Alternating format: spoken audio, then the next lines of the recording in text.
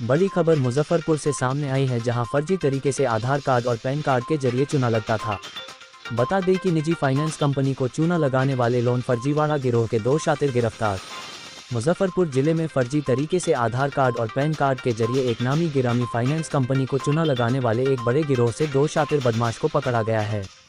बताया जा रहा है कि इसके द्वारा दूसरे लोगों के नाम की आधार और पैन कार्ड से पता बदल करके निजी फाइनेंस कंपनी को लेता था। बड़ी मोबाइल और अन्य इलेक्ट्रॉनिक सामान को लेकर के चूना लगाने का काम करते थे, जिसके बाद मामले में साइबर पुलिस ने 2 शातिर को पकड़ा था। दरअसल बता दें कि साइबर थाना के पुलिस ने अपनी जांच और कार्रवाई के दौरान में एक ऐसे बड़े गिरोह का खुलासा किया है, जो एक नामी गिरामी निजी फाइनेंस कंपनी से लोन करके फर्जीवाड़ा कर अलग अलग जिलों में चूना लगा रहा था, जिसके बाद मामले में साइबर की टीम ने गिरोह के 2 सदस्य को पकड़ा है। इसे लेकर के बजाज फाइनेंस कंपनी के मुजफ्फरपुर शाखा प्रबंधक ने एफआईआर दर्ज कराई है, जिसके बाद शहर में रहकर उसको चला रहे थे और वारदात को अंजाम दिया करते थे। साइबर टीम ने इस मामले में ही 4 अन्य चिन्हित हुए हैं, जिसे पकड़े जाने को लेकर आगे की कार्रवाई में जुटी हुई है। पूरे मामले में साइबर डीएसपी सीमा डागर ने बताया कि पकड़े गए इन दोनों शातिरों के पास से फर्जी तरीके से बनाए गए हुए कई फर्जी आधार कार्ड और पैन कार्ड जब्त किया गया है, जिसका उपयोग करके अब की जानकारी में इन लोग के द्वारा कुल 6.5 लाख रुपए का लोन लिए गए थे और कंपनी को चूना लगा रहे थे। मुजफ्फरपुर और दरभंगा से लोन पर करीब 6,06,786 रुपए का सामान लेने के बाद ईएमआई का भुगतान नहीं की जा रही है, जिसे लेकर कंपनी ने जब मामले की शिकायत करवाई, मानवीय और तकनीकी बिंदुओं के आधार पर त्वरित कार्रवाई करते हुए फर्जी दस्तावेजों का प्रयोग करके ठगी करने वाले अपराधी कथैया थाना क्षेत्र से प्रदीप कुमार और नगर थाना क्षेत्र के जोगियामठ मोहल्ले से आदित्य कुमार को गिरफ्तार किया गया है। पूछताछ में अपने अन्य सहयोगियों के साथ मिलकर फर्जी दस्तावेजों का प्रयोग करके फर्जी तरीके से ईएमआई पर सामान लेने की बात स्वीकार की है। ये लोग फर्जी तरीके से आधार कार्ड और पैन कार्ड में पता बदल कर लोन लेते थे एवं कई लोन की राशि अब तक न चुकाकर सामान को बेच देते थे।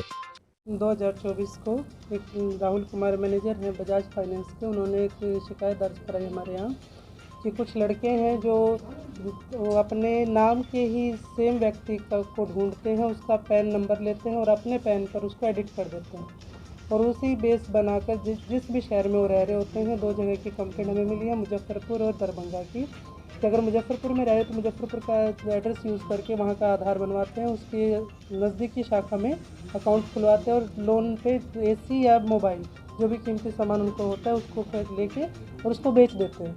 अब उस फर्जी जो उन्होंने पैन कार्ड दूसरे व्यक्ति का यूज़ किया होता है, तो क्योंकि वो पैन कार्ड उससे अटैच है, वेरिफिकेशन में नाम वगैरह ही चेक कर पा रही है फाइनेंस कंपनी, तो उस जो उसका असली खाता धारक है, असली पैन कार्ड धारक है, उसका सिविल ख़राब हो रहा है। उसने दिल्ली से कंप्लेंट की है, हरियाणा के भी एक व्यक्ति से संपर्क किया गया है जिसका वो पैन कार्ड यूज़ किया गया है।